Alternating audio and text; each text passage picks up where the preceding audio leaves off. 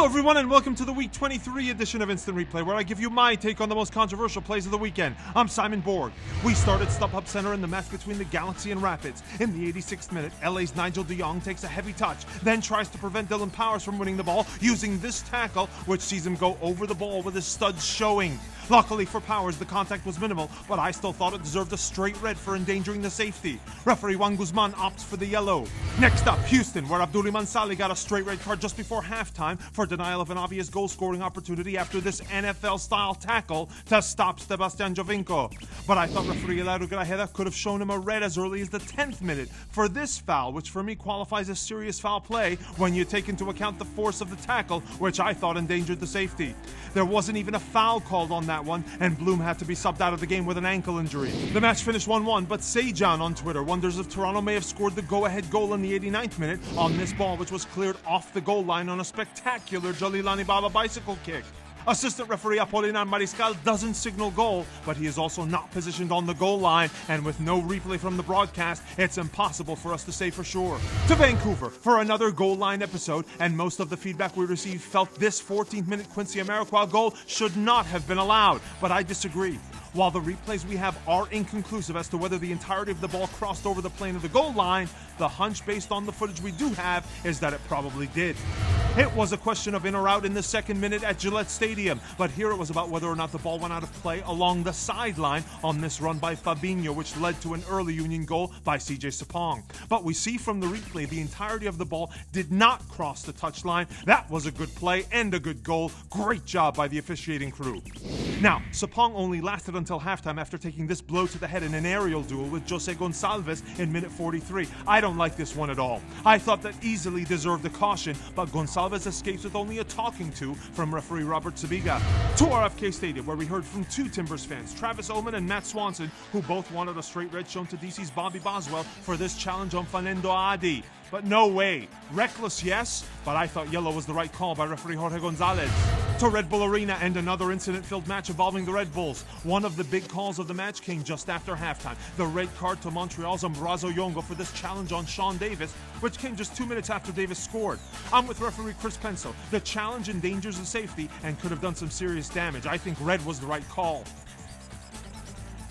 But the Red Bulls also probably should have had a man sent off much earlier in the game. In the 25th minute, defender Aurélien Collin makes this late and reckless challenge on Montreal's Didier Drogba, which I feel deserved the yellow. And at that point, it would have been Collin's second yellow, which would have meant red. But no card was shown by Penso. A little later, I also thought Drogba deserved at least a yellow for sending a stray arm into Collin's face, but no card was forthcoming from the ref on that one.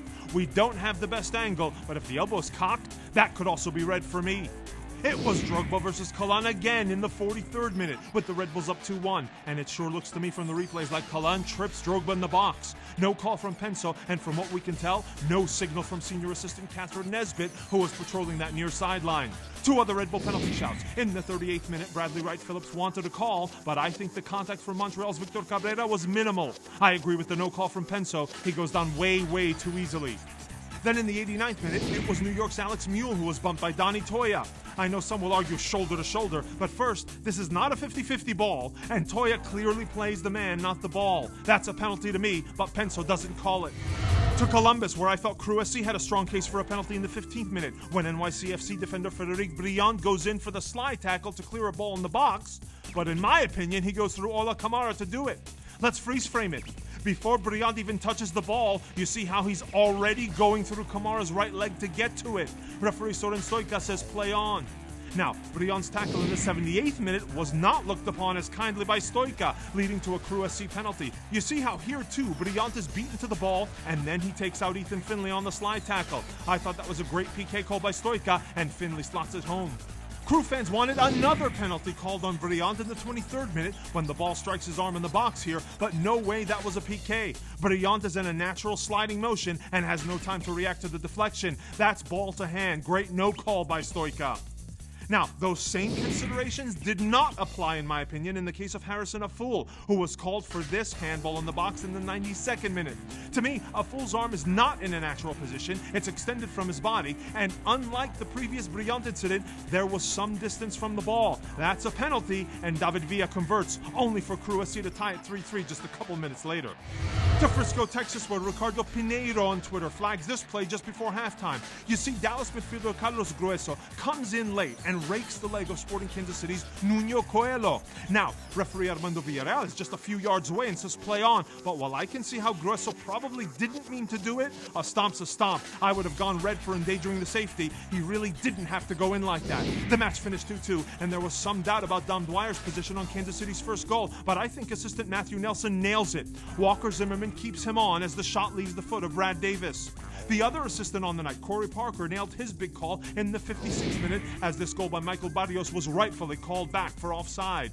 To Toyota Park, where referee Mark Geiger showed a yellow to David Acam for unsportsmanlike conduct just before the half. But I think this kick out on Orlando's Sepp Hines deserved a straight red for violent conduct. The score was 2-1 Orlando in the 62nd minute when I thought Orlando should have had a penalty kick. We heard from Brad Fritz on Twitter, who also felt goalkeeper Sean Johnson played the man, Kyle Larin, and not the ball. I agree. I think he fouls Larin, but Geiger says play on. And the Fire also had a penalty shot late in this one. It's 2-2 in the 90th minute when Arturo Alvarez goes down in the box. But I thought his legs gave out from under him a little bit too easily for my liking. Geiger didn't buy it either. The match ends 2-2.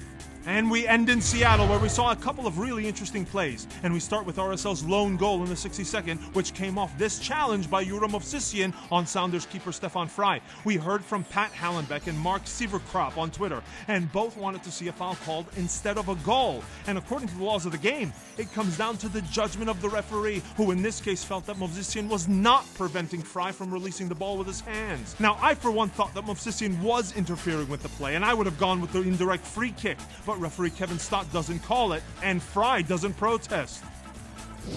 It was an easy call for Stott in the 80th minute as Justin Glad sticks the leg in and brings down Seattle's Cristiano Roldan in the box for a penalty, but Clint Dempsey sends the ensuing spot kick off the bar.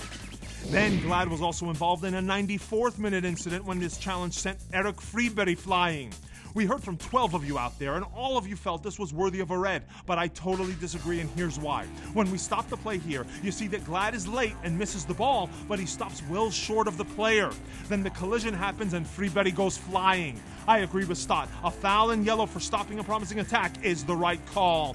That's all we have for this week. Before we leave, another big thanks for all your comments on Twitter using hashtag Instant Replay. For our editor, Abner Sevis, I'm Simon Borg. See you next time!